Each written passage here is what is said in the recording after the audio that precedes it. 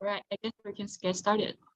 Thanks everyone for joining SAIS MENA class first webinar of the semester, and a very special thank you to our distinguished guests. We're really looking forward to learning from your insights today. My name is Sining, and I'm the Director of Communications of the MENA Club. We're very excited to host this event, and though many of you already know about the club, I will share a little for those who don't. The Middle East and North Africa Club is a student-led organization for those with connections to and an interest in the region.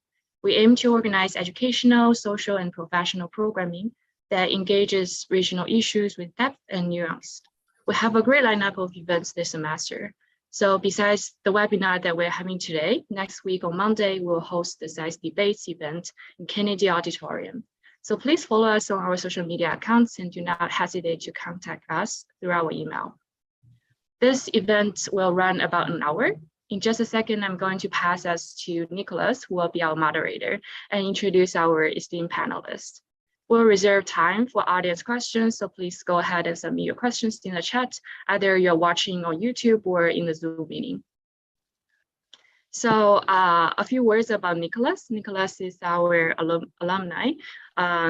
He graduated from SAIS in 2022 with an MIIR in International Economics and Strategic Studies. He currently works as a modeling and financial market specialist at MITRE.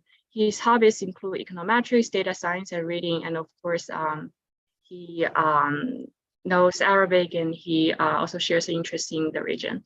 So yeah, now the floor is yours, Nicholas.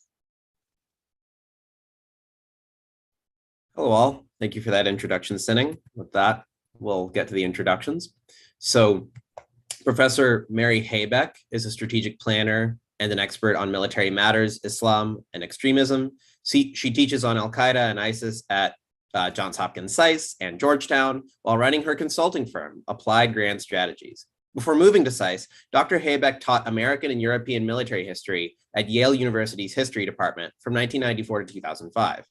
She received her PhD in history from Yale in 1996, a master's in international relations from Yale in 1989, and a bachelor's in international studies, Russian, and Spanish from Ohio State in 1987. Dr. Habeck was appointed by President Bush to the Council on the Humanities at the National Endowment for the Humanities from 2006 to 2013. And in 2008 to 9, she was the Special Advisor for Strategic Planning on the National Security Council staff.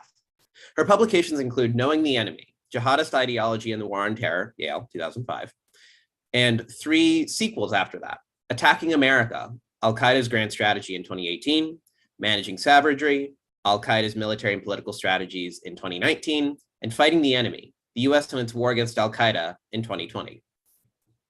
Mr. Charles Lister is a senior fellow and the director of the Syria and Countering Terrorism and Extremism programs at the Middle East Institute. His work focuses primarily on Syria and issues of terrorism and insurgency across the Levant. Prior to joining MEI, Lister was a visiting fellow at the Brookings Institution in Qatar and a senior consultant to the multinationally backed Syria Track 2 Dialogue Initiative, in which he managed nearly 3 years of intensive face-to-face engagement with the leaderships of over 100 Syrian armed opposition groups. Mr. Lister is also the author of The Syrian Jihad, Al-Qaeda, the Islamic State, and the Evolution of an Insurgency, published in 2016, and The Islamic State, A Brief Introduction by Brookings in 2015, as well as Winning the Battle, Losing the War, addressing the drivers of non-state armed actors and extremist groups from MEI in 2019. So with that, I would like to turn this discussion over to the panelists so that they can begin discussions.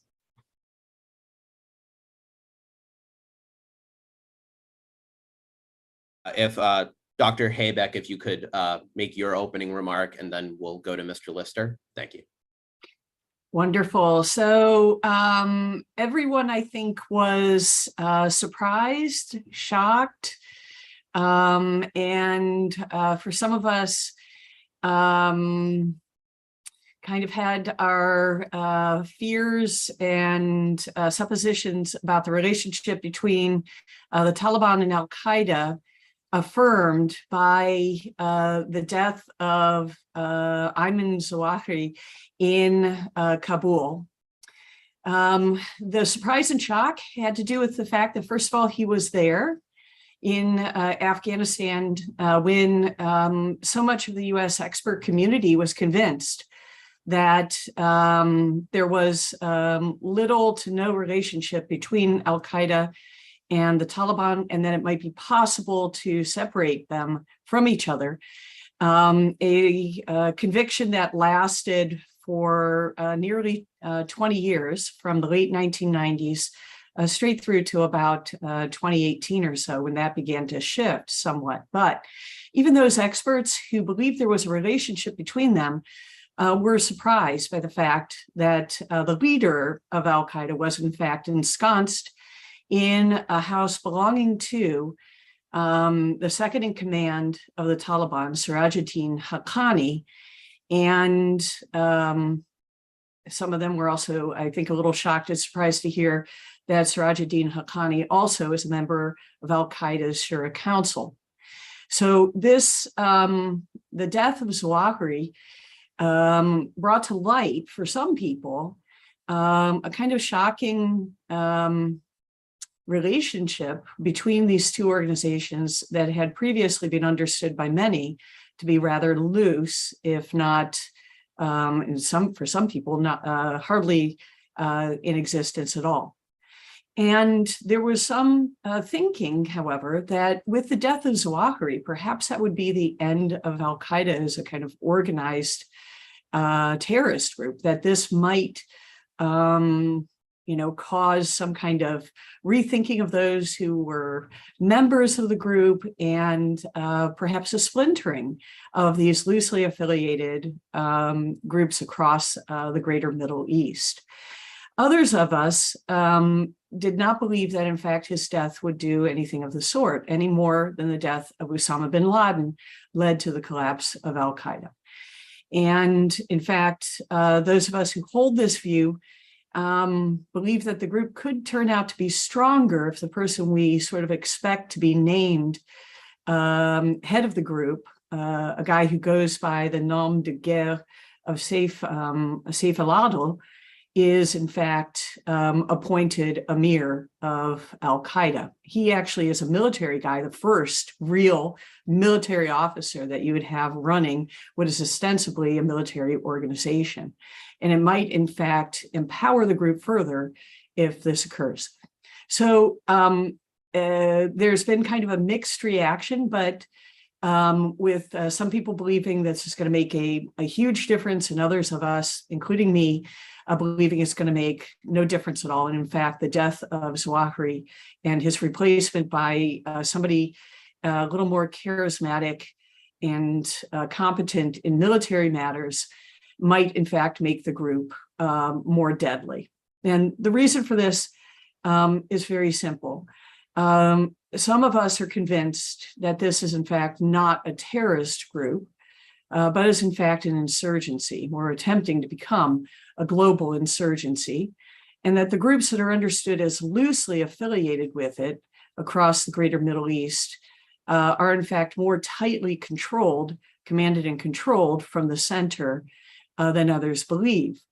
And those of us who think this way believe that having a guy who actually understands military matters than in charge might give a greater degree of guidance to this, the military side of the group. It's already running 20 insurgencies in countries, all the way from Mali to Burma, but it might bring greater coherence and cohesion to these groups and actually allow them to finally achieve what they've dreamed of since the early 1990s, that is a truly global jihad. And I think with that, I'll leave some room for Charles Lister. Go ahead, Mr. Lister. Great, thank you so much. And it's good to follow on from Mary's interesting comments. I think I'll agree and disagree, but also insert lots of my own thinking in other directions as well. I was going to sort of take a slightly broader approach, perhaps, and but to talk about the death of Zawahiri, I completely agree. Of course, it was a surprise. that he was in Kabul as quickly as he was. And I think we've now since discovered that actually he moved to Kabul many months before we ended up finding him there. He had literally gone home. This was the same neighborhood he lived in before 9/11 with his wife. And it was his wife, allegedly, that we first sort of intercepted and discovered that led us to him. But he was literally coming home. I think it very much speaks to the prevailing and long-standing connections that Al-Qaeda has established and sustained with, particularly with elements of the Taliban, particularly with the Haqqani network. Sirajuddin Haqqani is an extremely complicated individual who plays many, many different games, and this is one of them. And I think it's unquestionably sort of proof of the skepticism and cynicism that many of us threw at both the Trump administration and the Biden administration in believing that they could disengage from Afghanistan and trust, to an extent, the Taliban movement to avoid Al-Qaeda's return or recovery or the resurgence of its central leadership on Afghan soil. So I think all of that is very, very important to sort of bear in mind. But when it comes to the bigger picture, the sort of the second half of the sort of title of this seminar, when you look at news and foreign policy discussions and dialogues across the world, not just here in the United States, it's pretty clear that terrorism is no longer an issue of serious concern. It's not on the news. It's not on the foreign policy agenda in the way that it used to be. And if you look at polling of the public in Europe and in the United States, there's a clear disinterest in the importance or the perceived importance of terrorism or counterterrorism. But in reality, I think that sort of covers over or glosses over the reality that the threats and challenges, and those are different, the threats and challenges presented by terrorist organizations like Al-Qaeda and like ISIS have never actually been larger, more widely distributed, or as sophisticated and financially self-sustaining as they are today. And so crucially, I think even more importantly than any of that, they are more deeply rooted today than they probably have ever been. So I think that's a kind of underlying rule that we should bear in mind. Now, there's a nuance to that, which I'll come onto shortly. There is a reason why that's the case, but also policymakers still think we don't need to be paying as much attention to it. But just as we have learned over the last 20 years since 9/11 and adapted, so too have terrorists and terrorist organizations. Our lessons, we have shifted away, I think, thankfully, from large-scale interventions like Iraq and Afghanistan, which certainly unquestionably fed the problem more than they solved them. And as a result of that lesson, we have also near perfected an ability to conduct precision strikes and to feed and support those strikes with a very broad array of intelligence, human intelligence, signals intelligence, and the list can go on. And the strike against Zawahiri was sort of proof of that, particularly in the precision, sort of side of this discussion. We used a missile called the R9X, which was first tested in Syria, and as a longtime Syria follower, I was probably one of the first people who noticed that something different was happening in some of these US strikes that we started to see in 2017. The R9X is unique in that it's completely inert. There's no explosive payload at all. About 500 meters before the missile hits the target, it deploys 6 blades and essentially shreds the target, but with minimal, if any, risk of collateral damage. In northwestern Syria, we've seen R9X missiles go into the passenger seat of a vehicle, completely kill and destroy the target, whilst the driver has walked away injured but alive. And I think that just speaks volumes as to how much has changed since the US first started drone strikes in Pakistan, for example, where collateral damage was horrendous and clearly damaged the longer term and wider goals of the counterterrorism mission. But just as we've adapted, as I say, so too have terrorist organizations. They have adapted, but they've also changed as a result of our counterterrorism action. So it is increasingly clear and almost inarguable now that that affiliates of or branches of both Al-Qaeda and ISIS are increasingly locally oriented. They're not speaking the language of attacking the far enemy, and they're not directing their energy or resources towards that agenda either. That is the reason why US and European policymakers spend much less time talking or thinking about terrorism, is because the threat to the homeland hasn't just been minimized by advances in homeland security, but also by the orientation or reorientation of almost all of these terrorist organizations to local agendas. We've proven extremely adept at decapitating, quote unquote, the leaderships of many of these organizations. And just in the last few years, we've taken out 2 of ISIS's overall leaders and 1 of Al-Qaeda's, and dozens of other commanders immediately below. But that hasn't fundamentally changed that localized orientation of these groups. And we can look all across the map. Al-Qaeda in the Islamic Maghreb, AQIM, a couple years ago, was publicly supporting peaceful protest in Algeria and publicly forbid the use of violence amidst the political protests in Algeria. Would we ever have imagined that scenario 10 or 15 years ago? No, but they're learning. They're not learning that peaceful protest works, but they're learning that utilizing violent methods amidst that actually scuppers their own chances of taking advantage of the broader local, emphasizing local dynamics. JNIM, another Al-Qaeda affiliate in the Sahel, is now mediating decades-old conflicts between nomadic tribes, local communities, that the central government of Mali and the international community have completely failed to mediate themselves, and they're succeeding, and in so doing, gaining a great deal of credibility from the local communities on the ground.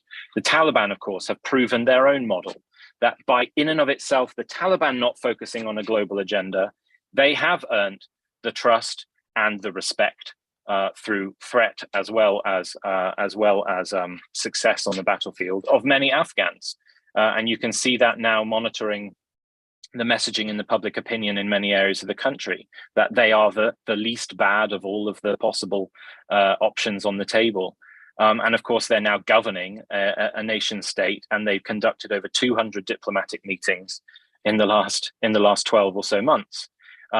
HTS, Hayat Tahrir al-Sham in northwestern Syria, now runs a semi-technocratic governing body that engages with the United Nations and with aid organizations, that receives foreign government funding for the education system in northwestern Syria, which has the education system in their region has nothing to do with Islam. It's UN curricula, and they are openly seeking government relationships in the West. Now, none of this is to say that these groups don't pose a threat, but they unquestionably pose a different kind of challenge than we faced in 2001 after 9/11.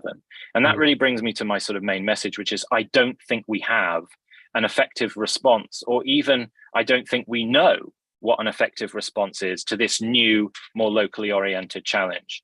Who's to say that 10 or 15 years down the line, these groups don't make the decision to ultimately reorient themselves to the far enemy? They could. But right now, in the current phase, they are, to a very significant degree, growing the kinds of roots that we as external actors have no way of uprooting. And we know very clearly from previous cases that when we do try, even through limited drone strikes, we only further the credibility of those terrorist organizations on the ground. So in many respects, right now, this local orientation has kind of double-crossed us as counterterrorism actors, which perhaps also is why policymakers have chosen not to pay as much attention to it as some of us in this space might suggest. Speaking very briefly, and then I'll close on Al-Qaeda's succession. I actually think that whoever succeeds Zawahiri ultimately doesn't actually matter all that much, because Al-Qaeda's central leadership has become virtually irrelevant in driving the agendas of its affiliates around the world. And you need only read all of the communications that have both been published but also leaked from all of the affiliates to show that when they have sought the advice of the central leadership, in about half of the cases, they have purposefully chosen to ignore the responses from Zawahiri and his immediate 3 deputies, or they've already chosen to take a decision of their own before the response comes from Al-Qaeda's hit-in committee, the Central Shura. In terms of Saif al-Adil, he is actually deeply unpopular in the affiliates in Yemen, in the Levant, and in Africa, and across the African continent. He is seen as an extremely controversial character who has sought privately to encourage fitna or division with rival and partner jihadist groups in these more localized theaters. And perhaps even more importantly than his kind of controversial status, he's also in Iran. And we know from Syria, Yemen, and Mali, communications that have been leaked publicly, that in all three of those cases since 2015, instructions that he personally dispatched to those affiliates were contravened precisely because he was based in Iran. There were specific responses sent in all three cases saying that we cannot trust, this is me paraphrasing, we cannot trust that this dispatch coming, as we know, from Iranian territory is a legitimate instruction, et cetera, et cetera. So unless he finds a way out of Iran and into Afghanistan, I personally actually can't see him being brought up to be the leader of Al-Qaeda. And if he is, I think it would be catastrophic for the central leadership of Al-Qaeda in terms of its desire to reassert itself over Al-Qaeda's affiliates around the world. So I think particularly when it comes to Al-Qaeda, there's an important need to distinguish between a central leadership that has become increasingly isolated, largely as a result of our counterterrorism action, and its array of affiliates who have become immeasurably more intelligent, sophisticated in their locally oriented agendas, to which we have no response. And quite interestingly, ISIS appears to be copying that model rather than doing the opposite, which is what we saw from 2014 when ISIS kind of exploded onto the international scene. But I'll end there, and I look forward to questions and a discussion. Right. Yeah, with both of those introductions, I came up with a bevy of questions that I like to ask the both of you, and this first one is for you, Dr. Habeck. So this entire discussion, I think, has established the point that these groups are no longer looking outward, although they may be more deadly because of the death of Zawahiri. What does that mean for the relationship between the Taliban and Al-Qaeda? Because we've just said they're maybe not looking outward, maybe they're establishing local governance. What do you think? So actually, Charles and I could not be on different pages when it comes to this issue. And I didn't go into the details of my views on the relationship between these so-called affiliates, a term that's never used by Al-Qaeda itself. They call them either branches or usually actually aqalim, which means territories. ISIS's use of the term wilayat in order to talk about their separate groups. The way that Al-Qaeda talks about them, and here I'm talking about their high command, their general command, they have, different organizations that they have created, including Masul al-Aqalim, whose job it is to organize these Aqalim, to make sure they're all on the same page, that there's command and control. And they've put out documents, in fact, in which they've listed the 5 or 6 different institutions and methodologies that they've created in order to make sure that these Aqalim actually obey the orders that they're given. And we know from the Abbottabad documents that bin Laden, in fact, was putting out tons of orders that were, in fact, obeyed. And Zawahiri in 2005, whenever he wrote to Zarqawi and told him, no more scenes of slaughter, guess what? The next day, Zarqawi stopped doing it.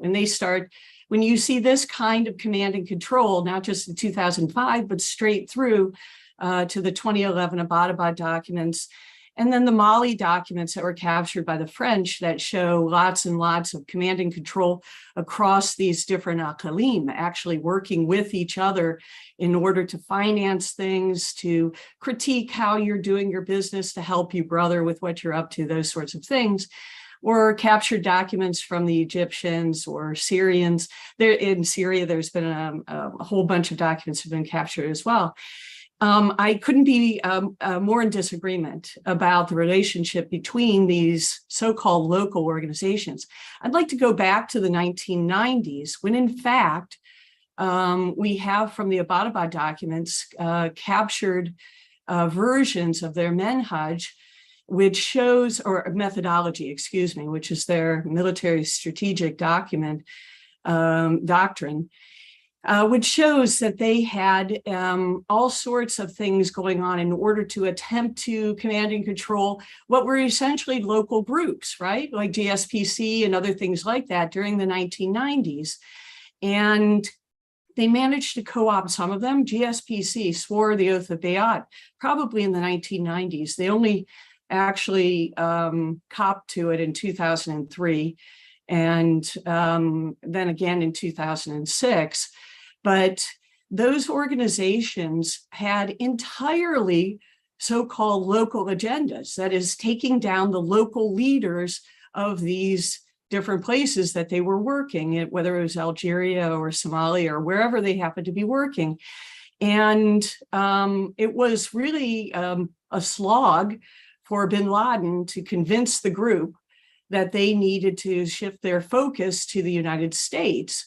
And they spent only 1% of their budget. 99% of it went to this so-called local agenda, which they called organizing a global jihad. And only 1% of it went to attacking America, right? A couple $100,000.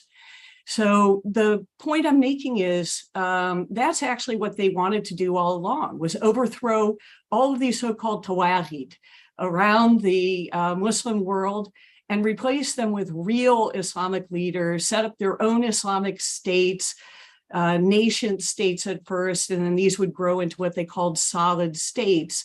And eventually they would unify all of these into what they call a caliphate. And then this caliphate would take on an offensive concept of world conquest. This was pointed out by Saif al-Adil in an interview in 2005, that this was their ultimate aim. So they just had a different idea about how to go about creating a caliphate than the Islamic State did. Their concept was you have to actually win the consent of the governed. They call it shura, and they talk about it all the time in their internal documents, that we can't just impose our vision on them.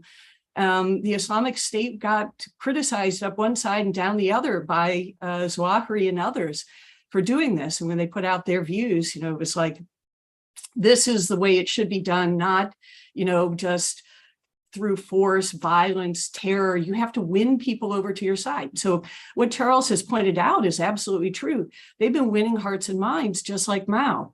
And in fact, their manhaj is based on Mao.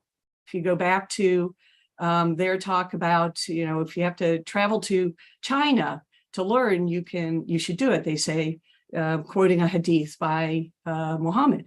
So their vision is very different from that of the Islamic State of how you go about doing it, but it really hasn't changed since the 1990s. The focus has always been in overthrowing the Tawaghit and then setting up these Islamic states. Taking on America, their goal was to get us to withdraw from the Middle East. And guess what? They got what they wanted. So why should they attack us? I mean, we're doing what they want. We're leaving them alone to do their own business, how they want to do it throughout the Muslim majority world. So that leads me to ask a follow-up question for Mr. Lister. We see the strategy of these terrorist groups like Al-Qaeda, and I guess without ISIS, in the 2020s. How do you see the strategy of these terrorist groups, especially Al-Qaeda and its affiliates, changing over this decade to fight, I suppose, the near enemy? And I have a follow-up question for either of you after that I'll note. How should the US and its partners adapt to the strategy of terrorists in the 2020s? So I think that's a key. That's the most important question, and it was the question I sort of tried to at least sort of begin to touch upon in my opening presentation. And your emphasis on the 2020s is right, because it is the 2020s. It's not 2001 anymore or 2005. The Abbottabad documents look like, you know, a piece of archivist material when you read how Al-Qaeda affiliates are talking with the central leadership today. It's extremely different reality, and we have to start assessing the reality of today using today's materials. And Telegram and Rocket Chat and all of these new platforms now are a wealth of information about how these groups are talking now. And it is a completely different environment than it was in 2005 and 2010. There's no question that Al-Qaeda's ultimate sort of manhaj, their ultimate methodology, their ultimate agenda remains almost largely the same. But the method that affiliates or branches, whatever we want to call them, Aqalim, have decided to embrace to get there is now markedly different than it was before. Mm-hmm. There is a wealth of examples from the past 5 years, from 2016 onwards, so it's a little bit longer than 5 years, looking at how these affiliates have responded to instructions from the central leadership. And I'm making this distinction between a central leadership and affiliates because that distinction has never been more clear, never been more in our face when you're reading these communications as they are today. Syria offers the most illuminating examples, but there have been similarly interesting ones which have been less touched upon publicly, as I intimated earlier, from both Mali, from Yemen in particular. And that is the very, very limited ability of the central leadership, Zawahiri down through the Hittin Committee, their central shura, a very limited ability of the central leadership to exert any sense of command, let alone influence, over individual affiliates around the world. Now, 5 or 6 years ago, Jabhat al-Nusra was, by a country mile, Al-Qaeda's most promising affiliate in the world. And Al-Qaeda's central leadership was demonstrating they acknowledged that by continually dispatching senior figures, including from the Hittin Committee, to Syria to strengthen Jabhat al-Nusra's, in their eyes, to strengthen Jabhat al-Nusra's kind of credibility and presence, and to put a Hittin Committee presence on Syrian soil. But the reality, several rungs below that, was markedly different. There were, and I don't have the time to get into this, but I've written extensively in minute little details about how all of this played out. But the senior leadership of Nusra went so far in repeatedly ignoring or criticizing the instructions from Zawahiri that ultimately Al-Qaeda's central leadership attempted briefly both to overthrow Abu Muhammad al-Jawlani, the leader of Nusra, and there was also an attempt to assassinate him by Al-Qaeda operatives. He and his clique of leaders in Syria were deemed such a challenge to the authority of Al-Qaeda's central leadership that he was deemed to be a threat, and he won. We also know that for a period of nearly 2 years, Jabhat al-Nusra's central leadership were dispatching messages to Zawahiri, and they received no response. They've said this publicly in audio messages, in written communications. We couldn't even contact Zawahiri for 2 years, they said, but we know now the dates was more like 18 months. That doesn't speak like a centrally commanded, centrally organized organization in the way that they were perhaps in 2005 or when the Abbottabad documents were originally being written. And as a result of that, and as I say, we've got mirror image examples from Mali and Yemen and many, many, many other examples, I've only probably mentioned 2, that show that the affiliates have really been doing their own thing. And they have learned the lesson that, yes, of course, Al-Qaeda has talked about before, which is we can't enforce our beliefs. We can't enforce the whole of our beliefs from day one on a local population. We have to slowly build it. So, of course, these ideas are not new. But from 2017, again, pulling back to Syria, by the time Nusra had fully broken away from Al-Qaeda, and Al-Qaeda had acknowledged that that break-off had happened and had occurred, Zawahiri began dispatching messages again to Syria, ordering his loyalists to orient their attention to the far enemy. And what do we also know from leaked documents and public communications? That the affiliates, his own loyalists, refused to abide by his instructions because they knew that would be suicide. So that level of disrespect, in fact, one of those responses said to Zawahiri, and this was again from one of his loyalists, "You are so out of touch," this is again me paraphrasing from Arabic, "you are so out of touch with the realities in Syria that you do not have the authority to instruct us to take decisions that run against our sort of logic." That kind of disrespect would never have occurred 10 years ago under bin Laden, and when Al-Qaeda central leadership was more capable of exerting authority and influence over its affiliates. But it has now become more the norm. So the threats and challenges posed by Al-Qaeda remain, but they are different. They're more long-term, they're more sustainable, they're more sophisticated than we had faced before. But this isn't Al-Qaeda of 2005. This isn't anymore a centrally commanded organization. There's just no evidence for that. It's a theory underpinned by 15, 20-year-old documents that just don't translate into the realities on the ground today. Okay, so I'm just going to briefly present why I disagree profoundly with this read, but I want to move on from there. I know there's other kinds of questions that people are putting forward, and I don't want to, spend too long on this. So I'll just give my kind of rebuttal, and then please, feel free to move on, Charles, if you don't have anything to say in reply. So it's absolutely true that HTS and Nusra specifically have had some issues. And the reason they couldn't get in touch with Zawahiri and others, they're not the only ones who have said this. AQIM leadership also said that they were having trouble getting in touch with Zawahiri at one specific point, is because, in fact, Zawahiri is like the president of the United States. And these guys are like the co-coms in charge of, CENTCOM and EURCOM and things like that. And it's actually not their position to be directly in touch with the president of the United States. They have between them, in fact, a whole layers of management, middle management and superiors that they're in fact supposed to be having conversations with. And we know this, of course, from the Abbottabad documents, our richest source of the organizational structure. So the very first person they're supposed to interact with is a guy those who have trouble with Zawahiri don't want to have conversations with. And this is the guy I mentioned, the Masul al-Aqalim, the guy who's the supervisor of these Aqalim. And they're supposed to be working with him and not directly talking, in fact, with the top boss. So he does every once in a while have conversations with them, but it seems like it's more like on a yearly basis or something like that.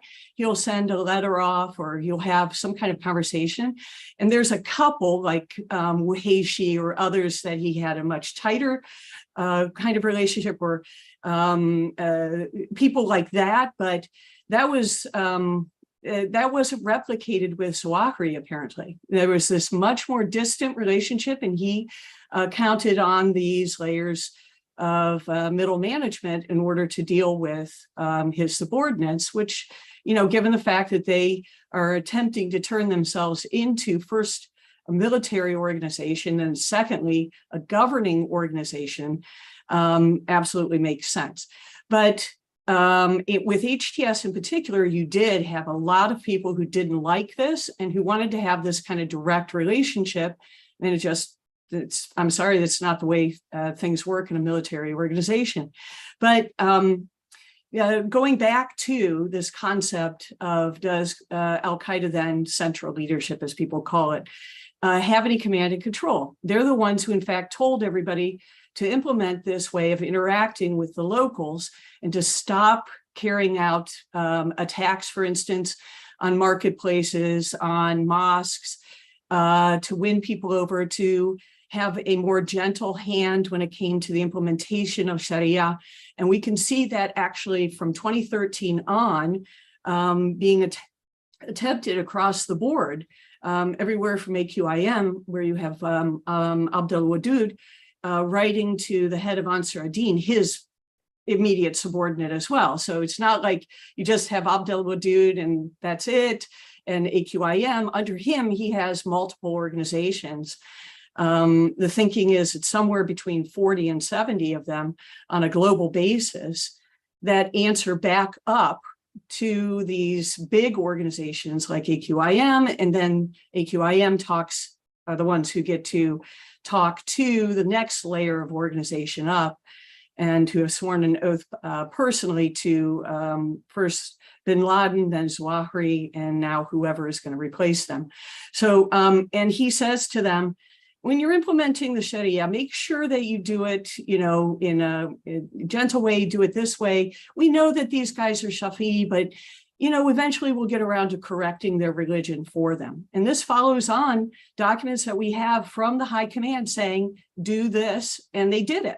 And talking about consent of the governed and all this stuff, this is from 2015 through 2017. We have a whole series of documents from people associated with this high command talking about the fact that you guys need to do this in opposition to the way that IS does things. The Islamic State is absolutely and positively wrong. They're going to collapse. There's no way they're going to be able to maintain their command and control because they haven't won the consent of the governed. Basically, that's not the phrase they use, but this is basically what they're talking about.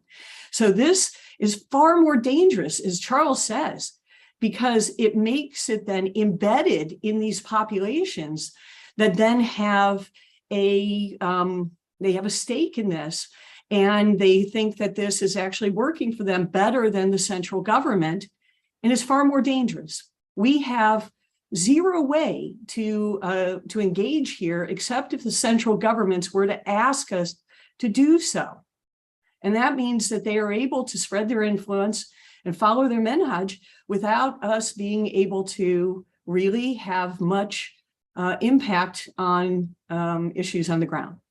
They're smart. They'll never carry out another attack against us again. Why should they? Thank you both for your responses. And we haven't gotten audience questions yet, so I did want to ask a couple more questions. So we've covered US strategy, counterterrorism strategy, COIN, as well as possible the strategy of terrorist groups in the 2020s.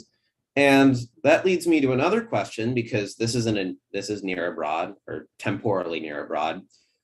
Can we expect, let's say that in 2024, President Biden loses re-election, or the Democrats lose re-election, and we get a President Trump or a President DeSantis again. Both Presidents Trump and DeSantis, I would assume, would have somewhat of a scorched earth strategy, although President Trump was keen to withdraw from Afghanistan as soon as he could. What do you think either of their administrations would do? Maybe what they would do to change US counterterrorism strategy in response to changing terrorist strategy? The question is for either of you. I mean, I've gotten to talk a lot, Charles. I think I can't foresee, barring a sort of catastrophic terrorist attack in the homeland or somewhere else against US interests or citizens, I can't see much of a change from what we're currently doing. From Trump to Biden, there's actually been very minimal change. The sort of acknowledgement that the terrorist threat to the homeland is as low as it's been for a long time, and therefore we can at least de-invest or reduce our investment in terms of troops, in terms of use of drones and reconnaissance and et cetera, whilst also keeping one eye on potential homeland threats. And so this is where over the horizon has come up as this kind of buzzword. And of course the Biden administration is trumpeting Zawahiri's killing as sort of proof of the model. I actually think it's remarkably different, very different, finding concluding a 20-year manhunt for one of the most wanted, if not the most wanted terrorist on the earth. That's very different to hunting down some secret, covert, mid-level cell plotting an attack against a US interest somewhere abroad. far more difficult to find something quote unquote random than seeking out one specific high value terrorist, an HVT. So, but I think nevertheless, over the horizon is likely to continue to be the kind of guiding principle of US counterterrorism policy. Of course, there will be theaters where, oh, sorry, go ahead. Did you have a Oh, I didn't want to cut you off, but this gives me a great question for Dr. Habeck. Okay, I'll just close out. And of course, we will continue to have small troop deployments in places like Somalia, where I think, thankfully, we are going back. In northeastern Syria, where the threat and the challenge remains. So that is a necessary part of that broader sort of mission set that is now being described.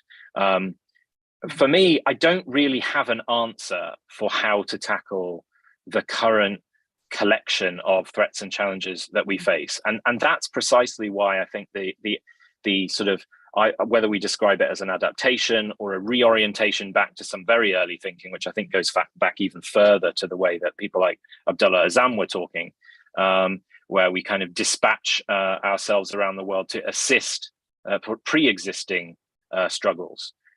How we challenge that, I don't know. It frankly takes us away from a lot of the traditional counterterrorism tactics and procedures, and more towards long-term discussions about good governance, good capabilities, challenging ungoverned spaces, economic development, education. It's that kind of stuff that will, I think, in the long term, if we ever get around to it, double cross the current approach of many of these terrorist organizations that are, quite frankly, taking advantage of vacuums that local governments have left behind in many, and I think growing ungoverned spaces. We're not going to go and occupy those territories. We're not going to invade. We're not going to do any of those things because we know for sure that's not going to help. But a lot of the onus of responsibility now is going to have to come down to local governments. And I don't think we've got very many successful test cases of that working.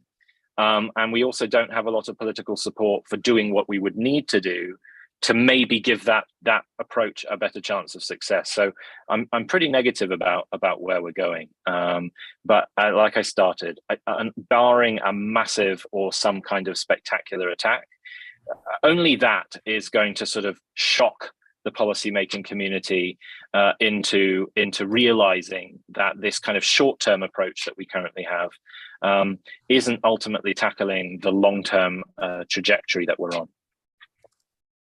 Yeah, I couldn't agree more. And I would just say, just briefly, Nicholas, that Donald Trump is an isolationist, which is the default Republican position throughout the 20th century.